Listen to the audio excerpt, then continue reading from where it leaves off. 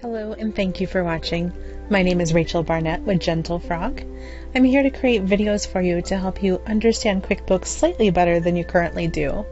If you have any comments, questions, or suggestions, please put them in the chat box. Thank you. In this video, I'm going to show you what happens to transactions that are in the bank register. They were added from a bank rule, and the bank rule has been deleted. So let's start with the bank rule. If I go to banking and then to rules, you can see a list of the bank rules. The rule in particular that I'm going to be working on is this VoIP Studio payment. So you can see that I have a rule. You can see that it's currently active. Let me go ahead and find a transaction in the register where this rule has been applied. So I'm going to go to the gear, go to the chart of accounts. I'm going to go to Super Fun Bank and view register. When I'm at my bank register, the way that I'll find the rule where it's been applied is that I'll come down and I'll look for the green box with the plus. The green box with the plus says automatically added from bank rules.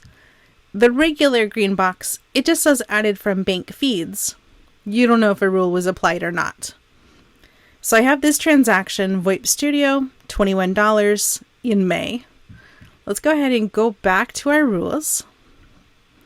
VoIP Studio. I'm going to disable the rule. So now the rule has been disabled. Through TV magic, we're back to the bank register. VoIP Studio is still here. It's still $21. The green box with the plus still appears. Let's go to the bank rules and we'll just delete it. I'm at the bank rules. I'm going to click the drop down and I'm just going to say delete. It says it won't apply to any future transactions. The key here is that it doesn't mess up any existing transactions. So I will say yes. I'll go back to my checking account. I'm going to refresh just so we can super duper know that nothing changes. I'm going to go down to May. And I can see VoIP Studio, $21. Green box, still reconciled.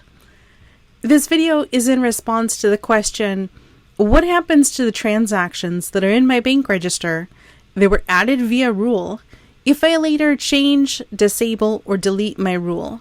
The answer is nothing happens to the existing data. You're totally fine. I hope this video has been helpful. If my team or I can do anything for you, please don't hesitate to let us know. Thank you so much and have a great day.